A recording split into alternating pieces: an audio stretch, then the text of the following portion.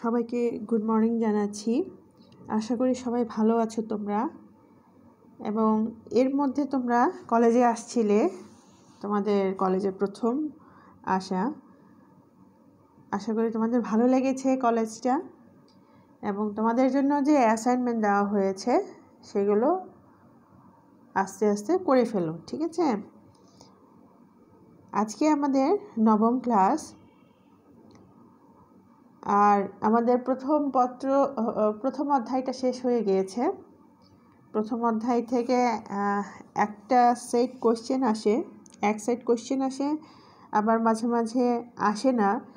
তো আমাদের প্রথম অধ্যায়টা শেষ হয়েছে, যেহেতু আমার প্রথম অধ্যায়টাই শেষ হয়েছিল পড়ানো, তাই প্রথম অধ্যায় থেকে তোমাদের অ্যাসাইনমেন্ট দিয়েছি আমি। অ্যাসাইনমেন্টগুলো যদি বই পড়ো তাহলে কিন্তু সমস্যা হবে না, আর যদি ক্লাস রেগুলার করো তাহলেও সমস্যা হবে না।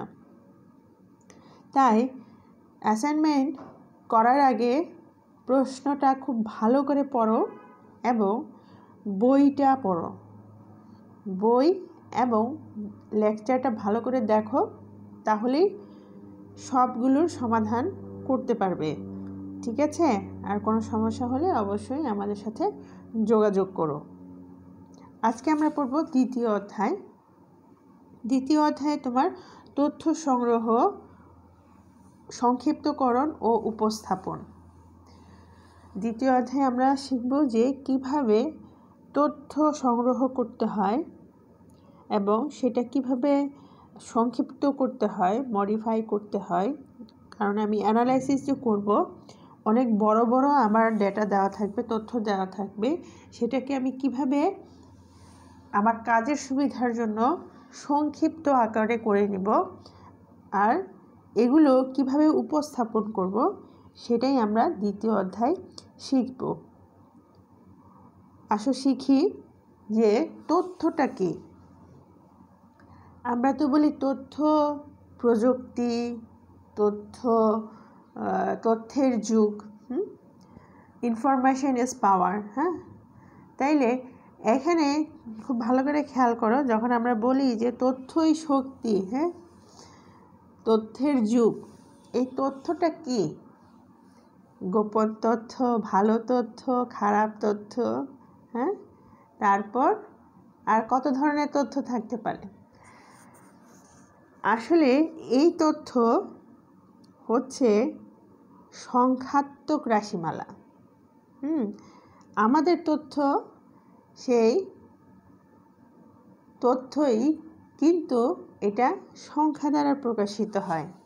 আমরা তথ্য প্রযুক্তির যুগে আছি। তথ্য হচ্ছে ইনফরমেশন, ইংলিশে বলে, মানে যে যত জানে, যার কাছে যত তথ্য থাকে সে তত বেশি শক্তিশালী। তার মানে কি? তোমার কাছে তথ্য অনেক আছে, তার মানে তুমি জ্ঞানী। তুমি অনেক তথ্য জানো, তুমি অনেক জ্ঞানী, তুমি অনেক বিদ্বান, তুমি জানো। হ্যাঁ, তাহলে এই তথ্যটা হচ্ছে আমাদের পরিসংখ্যানের কাঁচামাল। তাহলে এই তথ্য সম্পর্কে আমাদের আগে জানতে হবে যে তথ্য আমরা পরিসংখ্যানের ভাষায় কোনটাকে বলি। কোনো সমগ্রক বা নমুনার এক বা একাধিক বৈশিষ্ট্যের ভিত্তিতে যেসব সংখ্যাত্মক রাশিমালা সংগৃহীত হয় তাই তথ্য বা উপাত্ত। আমরা প্রথম অধ্যায় পড়েছিলাম যে সমগ্রক আর নমুনা কাকে বলে, মনে আছে তোমাদের? সমগ্রক হচ্ছে কি?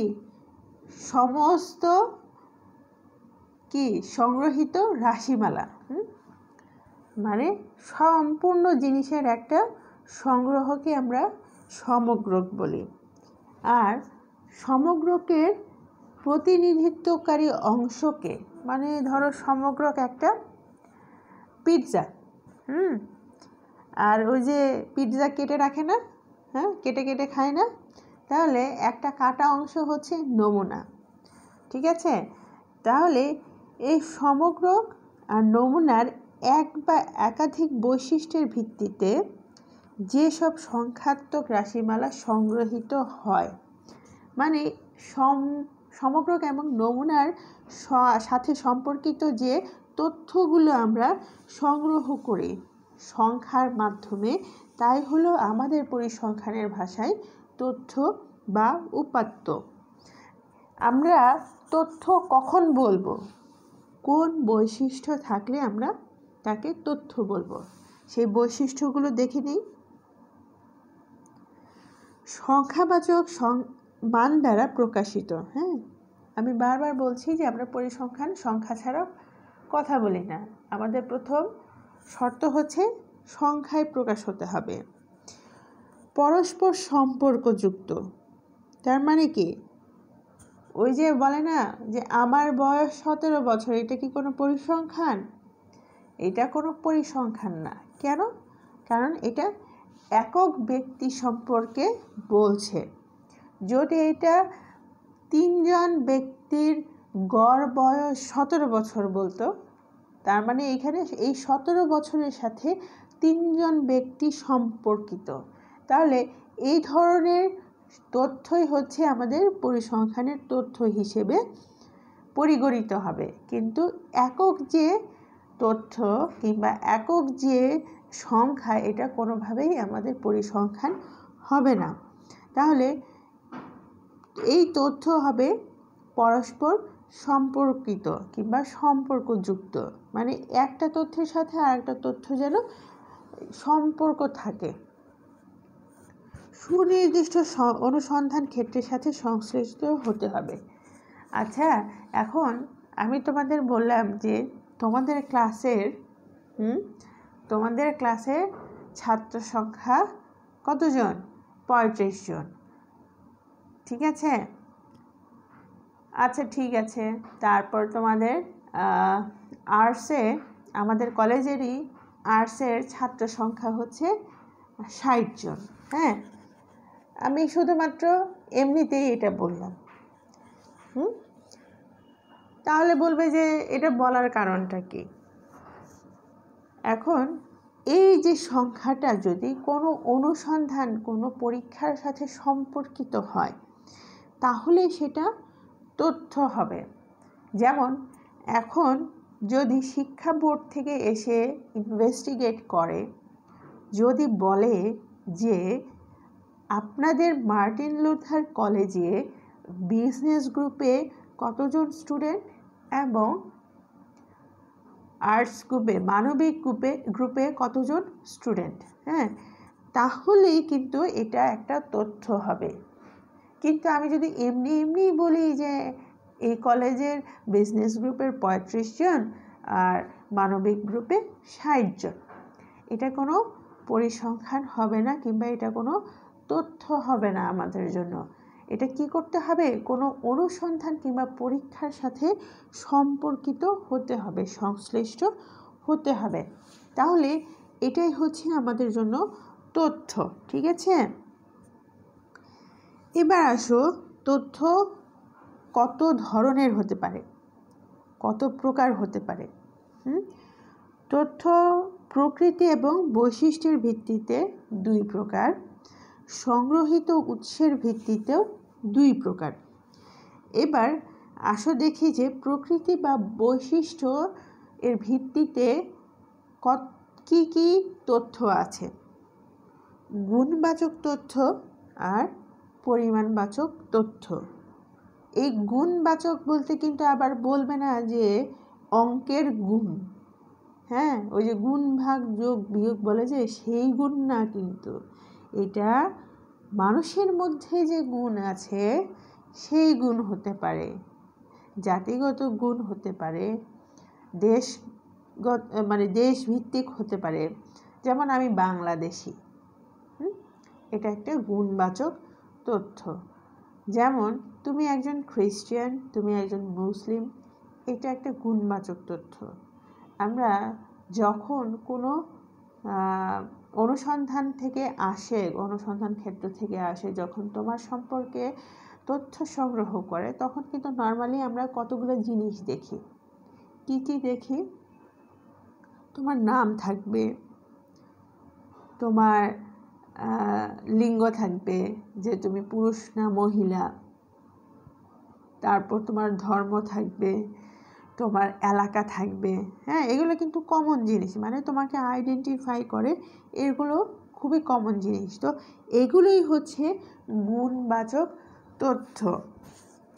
এবার আসো পরিমাণবাচক তথ্য। যেমন তোমার ওজন কত, তোমার উচ্চতা কত, কিংবা যদি বলি যে তোমার পরিবারের মান্থলি ইনকাম কত, কিংবা তুমি ইনকাম করো, হ্যাঁ, তাহলে তুমি মাসিক কত ইনকাম করো, কিংবা তুমি একজন স্টুডেন্ট, তুমি কিভাবে ইনকাম করবে না, কিন্তু তুমি ব্যয় করো, কিভাবে ব্যয় করো, এই যে তুমি কলেজে পড়ছো, কলেজ ফি দিতে হয়, তারপর তুমি প্রাইভেট পড়ছো, প্রাইভেট ফি দিতে হয়, হ্যাঁ, তাহলে সেটা মাসে কত যায়। এগুলো হচ্ছে পরিমাণবাচক তথ্য, যেগুলো আমরা সংখ্যায় প্রকাশ করতে পারবো। এবার আসো সংগ্রহীত উৎসের ভিত্তিতে তথ্য দুই প্রকার, একটা হচ্ছে প্রাথমিক তথ্য আর অন্যটি হচ্ছে মাধ্যমিক তথ্য। এবার আসো প্রাথমিক তথ্য বলতে আমরা কোনটা বুঝছি। প্রাথমিক তথ্য হচ্ছে সরাসরি গিয়ে যেটা সংগ্রহ করা হয়।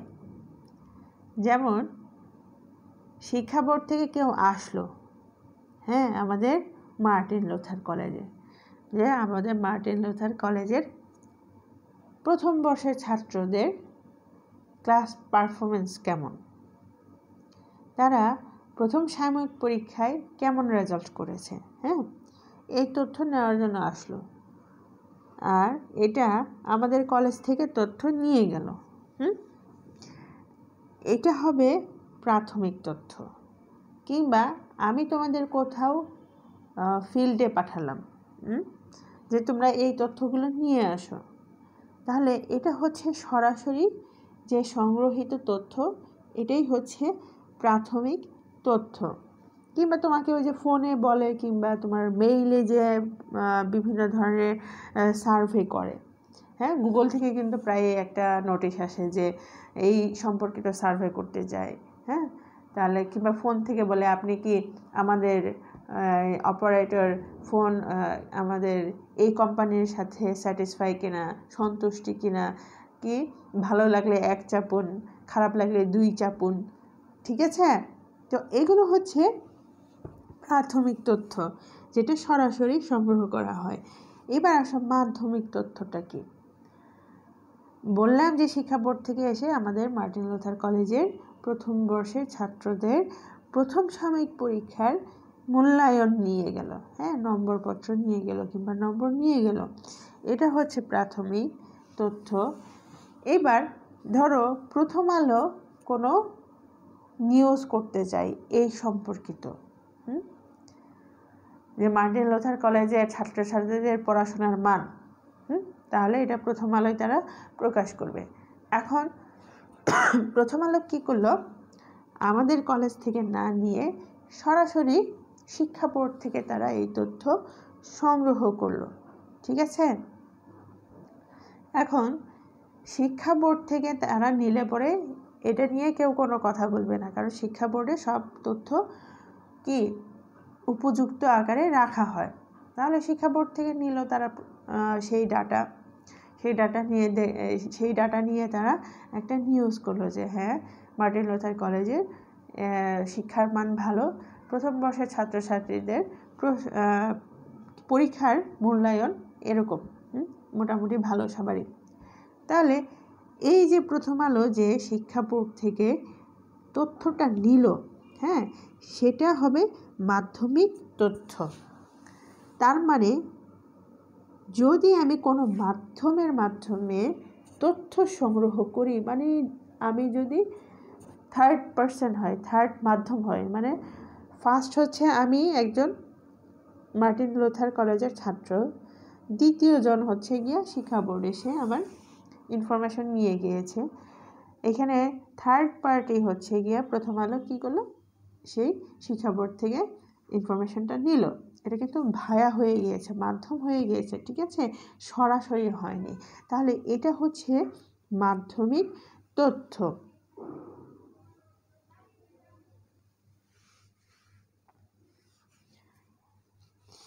এবার আসো, এটার সংজ্ঞা আমি এখানে দেখিয়েছি। দেখো, গুণবাচক তথ্য কোনটাকে বলছি, যে সমস্ত তথ্য বা উপাত্তকে আমি সংখ্যায় প্রকাশ করতে পারবো না, হ্যাঁ, সংখ্যায় প্রকাশ করা যায় না, এগুলো হচ্ছে গুণবাচক তথ্য।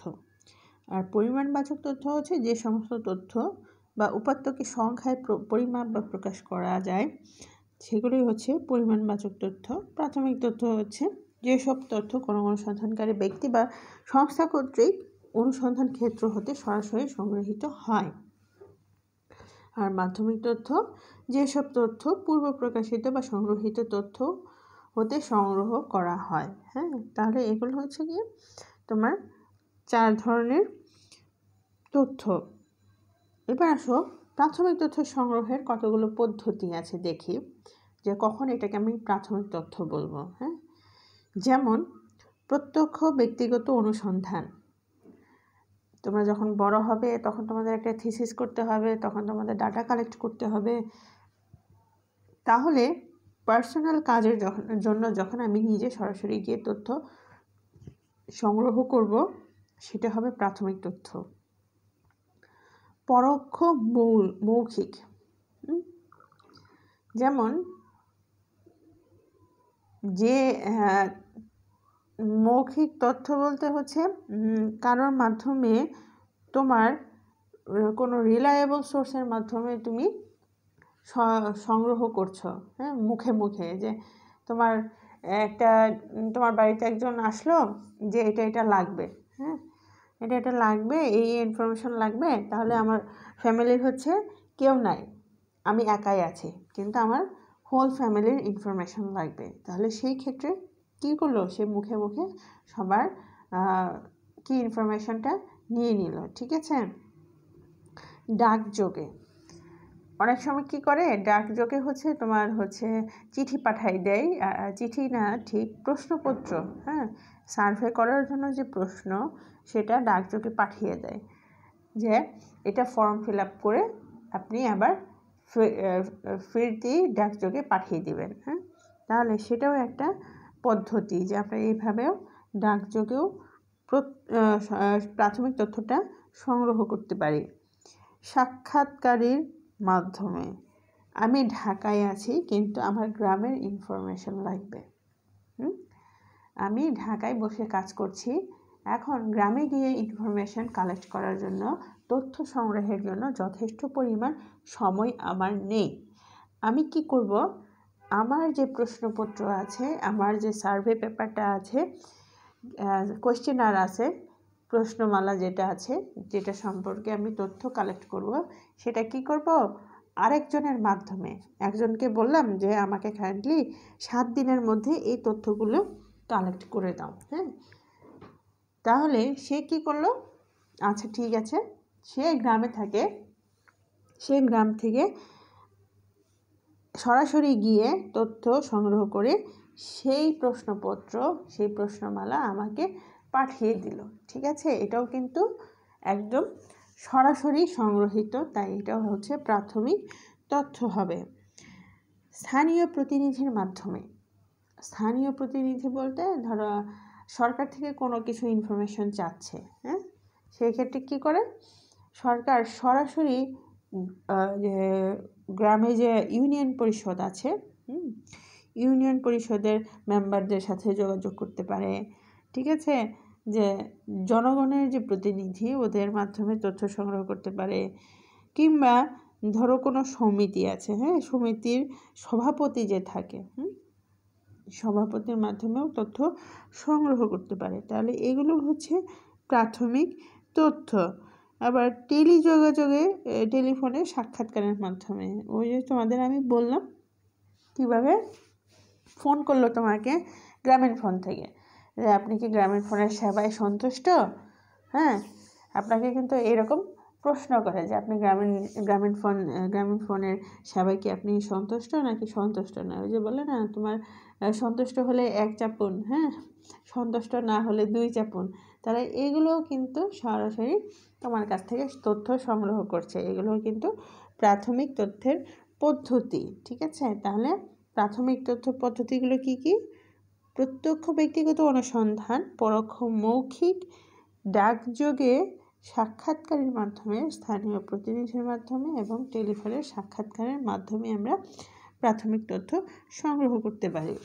এবার আসো মাধ্যমিক তথ্যের বিভিন্ন উৎস। মাধ্যমিক তথ্যের হচ্ছে প্রকাশিত উৎস আছে, আবার অপ্রকাশিত উৎস আছে। ঠিক আছে, আমরা দেখব যে প্রকাশিত উৎসগুলো কি কি। এটা কিন্তু খুবই ইম্পর্টেন্ট, খুব ভালো করে দেখে নিও। তাহলে প্রকাশিত উৎসের মধ্যে সরকারি থাকতে পারে, আন্তর্জাতিক থাকতে পারে, আধা সরকারি থাকতে পারে, বেসরকারি থাকতে পারে। ঠিক আছে, তাহলে আসো যে আন্তর্জাতিক প্রতিষ্ঠানগুলো কি কি। যে ওই যে বলে না, বাংলাদেশ মানব উন্নয়ন সূচকে 139 কি সূচকে আছে, তাই না? তাহলে এগুলো কিভাবে আসে? এগুলো হচ্ছে দেশভিত্তিক যে তোমার কি বলে র্যাঙ্কিং। হ্যাঁ, তাহলে এগুলো কিন্তু আন্তর্জাতিকভাবে তারা ক্যালকুলেট করে। তাহলে এগুলো কারা প্রকাশ করে, কাদের কাছে আমরা এগুলো পাবো? আসো দেখি যে ইউএনও কি? জাতিসংঘ। হ্যাঁ, ইউনাইটেড নেশন অর্গানাইজেশন। তারপর কৃষি ও খাদ্য সংস্থা FAO। তারপর WB মানে কি? World bank. ইউনিসেফ তো আমরা জানি যে জাতিসংঘের শিশু তহবিল। হ্যাঁ, তারপর IMF, এটা হচ্ছে আন্তর্জাতিক অর্থ তহবিল। হ্যাঁ, ইন্টারন্যাশনাল মনিটারি ফান্ড। আন্তর্জাতিক শ্রম সংস্থা, ইন্টারন্যাশনাল লেবার অর্গানাইজেশন। তারপর এখানে হচ্ছে বিশ্ব স্বাস্থ্য সংস্থা, WHO, মানে এই যে বিশ্বের যে স্বাস্থ্য বিষয়ক যে সংস্থা আন্তর্জাতিকভাবে স্বীকৃত, সেটা হচ্ছে জাতিসংঘের একটা অঙ্গ সংস্থা WHO। ঠিক আছে, তাহলে এগুলোর মাধ্যমে কিন্তু আমরা একটা রিলায়েবল, বিশ্বাসযোগ্য কি পাবো? তথ্য পাবো। ঠিক আছে, আমরা কোনো তথ্য লাগলে কি করি? ইন্টারনেটে সার্চ দিই। ইন্টারনেটে কিন্তু বিভিন্ন মাধ্যমের তথ্য আসে, যেমন দেশীয় তথ্য, আন্তর্জাতিক তথ্য, মানে দেশীয় মাধ্যম এবং আন্তর্জাতিক মাধ্যম। সরকারিভাবে একটা ইনফরমেশন থাকে, আন্তর্জাতিকভাবে একটা ইনফরমেশন থাকে। ঠিক আছে, দুইটার মধ্যে একদম মানে যদি খুব বেশি ডিফারেন্স হয়, খুবই স্লাইট ডিফারেন্স হয়, বাট হচ্ছে সিমিলার ইনফরমেশন হয়, কিন্তু কিছুটা ডিফারেন্ট হতে পারে। যেমন 6.5, হ্যাঁ, আর ওইখানে হচ্ছে 6, এরকম। আবার গবেষণা প্রতিষ্ঠানগুলো কি কি? বাংলাদেশের যদি আমি গবেষণা প্রতিষ্ঠানের কথা বলি, দেখো যে বাংলাদেশে আছে হচ্ছে বিড়ি। শুনেছি আমরা বিড়ির কথা। বিড়ি কিন্তু ওই বিড়ি না যে বিড়ি আমরা খাই, ধূমপান যেটা বলে, সেই বিড়ি না। এই বিড়ি হচ্ছে ধান গবেষণা ইনস্টিটিউট। হ্যাঁ, Bangladesh rice research institute. Bangladesh কৃষি গবেষণা ইনস্টিটিউট, মানে বাংলাদেশ এগ্রিকালচার রিসার্চ ইনস্টিটিউট। তারপর বাংলাদেশ গ্রাম গবেষণা ইনস্টিটিউট। হ্যাঁ, তাহলে এই যে সংস্থাগুলো আছে, ইনস্টিটিউট যে আছে, এগুলোকে কি করি আমরা? যে বিভিন্ন ধরনের তথ্য যখন দরকার হয়, এই ইনস্টিটিউটের ওয়েবসাইট থেকে আমরা ইনফরমেশনগুলো কালেক্ট করি, কিংবা যদি বড় কোনো কাজের জন্য দরকার হয় তখন আমরা সরাসরি এই ইনস্টিটিউটের সাথে যোগাযোগ করি, কিংবা যাই সেখানে গিয়ে আমরা ইনফরমেশন কালেক্ট করি। হ্যাঁ, তাহলে এগুলো হচ্ছে প্রকাশিত তথ্য। তার মানে তারা প্রতি বছরই তথ্য সংগ্রহ করে এটার উপর গবেষণা করে প্রকাশ করে। ঠিক আছে, আধা সরকারি, সরকারি তো আমরা জানি কোনগুলো, বিভিন্ন মন্ত্রণালয়। ঠিক আছে, বাণিজ্য মন্ত্রণালয় হতে পারে, শিক্ষা মন্ত্রণালয় হতে পারে, হ্যাঁ, অর্থ মন্ত্রণালয় হতে পারে। তাহলে এই বিভিন্ন মন্ত্রণালয় হচ্ছে সরকারি। বাংলাদেশ BBS একমাত্র বাংলাদেশের কি পরিসংখ্যান বিষয়ক সংস্থা। ঠিক আছে, BBS হচ্ছে সব ধরনের পরিসংখ্যানের কি করে? প্রকাশ করে। খুঁটিনাটি যা আছে বাংলাদেশ বিষয় সম্পর্কিত যা আছে সব কিছু BBS করে। একমাত্র গবেষণাকারী হ্যাঁ, পরিসংখ্যান সম্পর্কিত সব ধরনের তথ্য আমরা বিবিএস থেকে পাই। যে বাংলাদেশ পরিসংখ্যান ব্যুরো, বাংলাদেশ ব্যাংকও বিভিন্ন সময় বিভিন্ন তথ্য সংগ্রহ করে অ্যানালাইসিস করে প্রকাশ করে। তাহলে এনজিও বলতে আমরা কি জানি, যে নন গভর্নমেন্ট অর্গানাইজেশন। তাহলে এনজিও হচ্ছে বেসরকারি জিনিস। হ্যাঁ, তাহলে বেসরকারি সংস্থা হচ্ছে গ্রামীণ ব্যাংক, ব্র্যাক, প্রশিকা, আশা, কেয়ার বাংলাদেশ, এরকম অনেক কিছু আছে। হ্যাঁ, তাহলে এগুলো হচ্ছে এনজিও। এই এনজিওগুলোতেও কিন্তু আমরা অনেক ইনফরমেশন পাই। তারাও কিন্তু বিভিন্ন ধরনের, ধরো আর্থসামাজিক কিংবা অর্থনৈতিক রিলেটেড, কিংবা তোমার শিক্ষা রিলেটেড, স্বাস্থ্য রিলেটেড অনেক তথ্য তারা সংগ্রহ করে তাদের কাজের জন্য, এবং সেটা তারা অ্যানালাইসিস করে প্রকাশ করে। বিভিন্ন পত্রপত্রিকার মাধ্যমেও আমরা বিভিন্ন তথ্য পেয়ে থাকি। পত্রপত্রিকায় তো ইনফরমেশন থাকবেই, তাই না? তারা যখন বিভিন্ন ধরনের কি বলবো আর্টিকেল লিখে, হ্যাঁ, বিভিন্ন ধরনের তথ্য প্রকাশ করে, তখন তাদের কি করতে হয়, যেন তথ্যটা রিলায়েবল হয়। এই জন্য তাদের একদম সঠিক তথ্যটা দেওয়ার জন্য সঠিক তথ্যটা দিতে হয়। হ্যাঁ, তারা কিন্তু এই পত্রপত্রিকায় কিন্তু কখনো যেটা সঠিক নয় ওরকম কোনো তথ্য তারা ব্যবহার করতে পারে না। এই জন্য সঠিক তথ্যের জন্য তাদের কাছেও একটা তথ্যের সংগ্রহ থাকে। হ্যাঁ, তাহলে সেগুলো আমরা বিভিন্ন পত্রপত্রিকার মাধ্যমেও পেয়ে থাকি। বিভিন্ন কমিশন, ওই যে সরকারি বিভিন্ন কমিশন আছে, এর মাধ্যমে কিন্তু আমরা তথ্য পেয়ে থাকি। এবার আসো অপ্রকাশিত তথ্যটা কি, কিংবা অপ্রকাশিত উৎসটা কি। যেমন আমি ব্যক্তিগতভাবে কাজ করেছি, হ্যাঁ, ব্যক্তিগতভাবে আমি কাজ করেছি, সেটা আমি আমার কাজের জন্য অ্যানালাইসিস করে রেখে দিয়েছি, কিন্তু সেটা আমি প্রকাশ করিনি। হ্যাঁ, তাহলে সেটা আমি যখন প্রকাশ করিনি, সেটাই হবে আমার অপ্রকাশিত উৎস। মানে আমার কাছ থেকে যদি কেউ ইনফরমেশন নেয়, সেটা কি হবে, মাধ্যমিক তথ্য, কিন্তু অপ্রকাশিত উৎস হতে সংগ্রহিত। এর পরবর্তী ক্লাসে আমরা এই রিলেটেড আরও কিছু পড়ব। আমাদের দ্বিতীয় অধ্যায়ে কিভাবে তথ্য সংক্ষিপ্তকরণ করতে হয়, উপস্থাপন করতে হয়। ঠিক আছে, তাহলে নেক্সট ক্লাসে আমরা এই জিনিসগুলো পড়ব। ঠিক আছে, সেই পর্যন্ত তোমরা ভালো থাকো, সুস্থ থাকো। পরবর্তী ক্লাসে তোমাদের সাথে আবারও দেখা হবে। ঠিক আছে, সবাইকে অনেক অনেক ধন্যবাদ।